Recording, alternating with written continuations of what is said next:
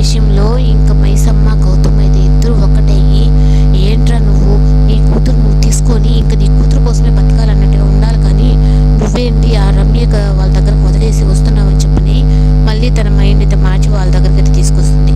కానీ ముందుగా అయితే రమ్య అయితే ఇంకా మల్లికకి నేనే మీ అమ్మ మీ నాన్నని, కానీ మనం నిన్ను దక్కించుకోవడానికి కోసం ఇలా అబద్ధాలు చెప్తున్నాడు, ఇంకా తన మైండ్ పనిచేయదని తెలుసు కదా నీకు అని చెప్పని ఇంకా మల్లిక మైండ్ మొత్తం అయితే తనే చెప్పినట్టుగా ఆడేలా చేస్తుంది. అప్పుడు ఇంకా గౌతమ్ వచ్చి, నానా నువ్వు ఒక్కసారి నన్ను క్షమించానని చెప్పమ్మా అని చెప్పానంటే ఇంకా గౌతమ్ అలా బతులాడుకుంటుంటే తన కూతుర్ని మైసమ్మకైతే చాలా బాధేస్తుంది. అప్పుడు ఇంకా బుజ్జి అయితే, నానా ఎందుకు గౌతమ్ ఇంట్లోకి రానిచ్చావు, అమ్మని అన్ని మాటలన్నీ బాధ పెట్టాడు కదా, వాడిని ఎందుకు నాన్న ఇంట్లోకి రానిచ్చావు అని చెప్పి బుజ్జి అంటూ ఉంటే ఇంకా బుజ్జి సాయి కూడా తిరిగితే చూస్తుంది. ఓహో మా అమ్మని నువ్వు తిట్టావు కదా అని చెప్పని నన్ను క్షమించానని ఒక్కసారి చెప్పమ్మా మల్లిక అని చెప్పని గౌతమ్ అడుగుతూ ఉంటే, నిన్ను క్షమించను, అసలు నువ్వు నాతో మాట్లాడద్దు, ఇక్కడి నుంచి వెళ్ళిపో అని చెప్పని మొహం మీద చెప్పేస్తుంది.